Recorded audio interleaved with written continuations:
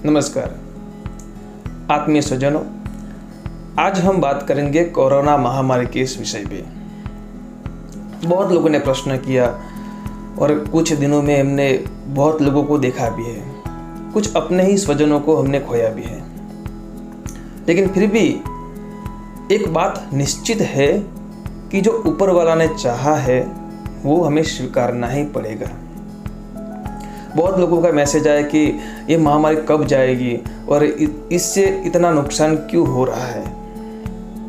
तो दोस्तों, इस बारे में मैं एक बात आपसे सचोट तौर पे कहना चाहूँगा कि जब भी प्रकृति हमें किसी भी ऐसी महामारी में हमें नुकसान पहुँचाती है तो उसका अर्थ यही है कि हमने किसी न किसी तरह से प्रकृति को नुकसान पहुँचाया हुआ ही है, क्योंकि प्रकृति हमें वही लौटाती है जो हमने प्रकृति को दिया हुआ है। जैसे समझ लो कि प्रकृति का एक तत्व है जल तत्व, पानी।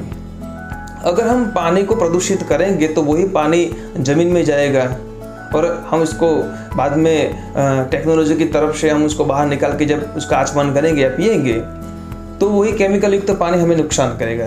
ऐसे ही हवा, वायु तत्व, हम वायु में ज़्यादा से ज़्यादा प्रदूषण करेंगे तो वही प्रदूषित हवा हमारे नाक के माध्यम से हमारे श्वसन तंत्र में जाएगी और नुकसान करेगी। यानी कि एक बात तो ये तय हो गई कि हमने अगर प्रकृति को कुछ गलत दिया है तब से प्रकृति हमें कुछ गलत दे रही है।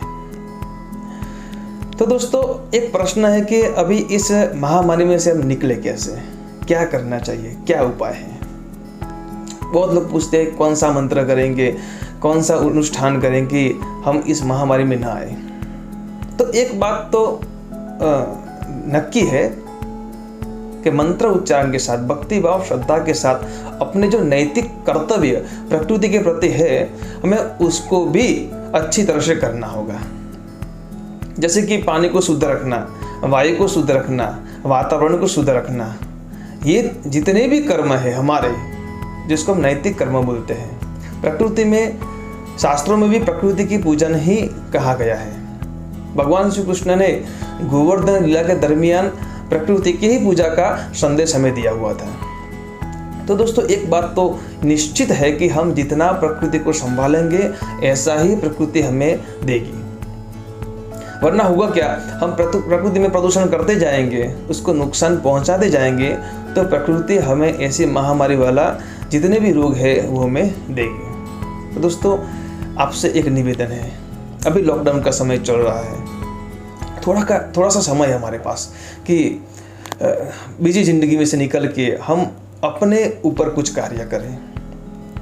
क्या गलती हुई है हमसे, मुख्य बात यह है कि हमें ये तकलीफ हो रही है। कुछ ना कुछ गलती तो अवश्य होगी, कुछ ना कुछ भूल तो अवश्य होगी, तभी प्रकृति हमसे रूठी हुई है और ऐसे समय को हमें झेलना पड़ रहा है। तो यहाँ पे एक ही उपाय है कि प्रायश्चित। अगर ऐसे कुछ पाप कर्म हमसे हुए हैं जिनसे पूरी सृष्टि को नुकसान हो रहा है, पूरे भारतवर्ष को नुकसान हो रहा है, तो 3-4 दिन जो भी अपने पास है लॉकडाउन के निमित्त पे, उस पे थोड़ा सा आप देखिए, थोड़ा सा अपने ऊपर, अपने कर्मों के ऊपर आप दृष्टि लगाइए, ये क्या गलती हुई है। और कुछ ऐसी गलती होगी जो हमें याद आएगी तो प्रकृति को प्रार्थना करेंगे कि ऐसी गलती, ऐसी जो भूल है, ऐसा जो पाप है हमसे दोबारा नहीं होगा।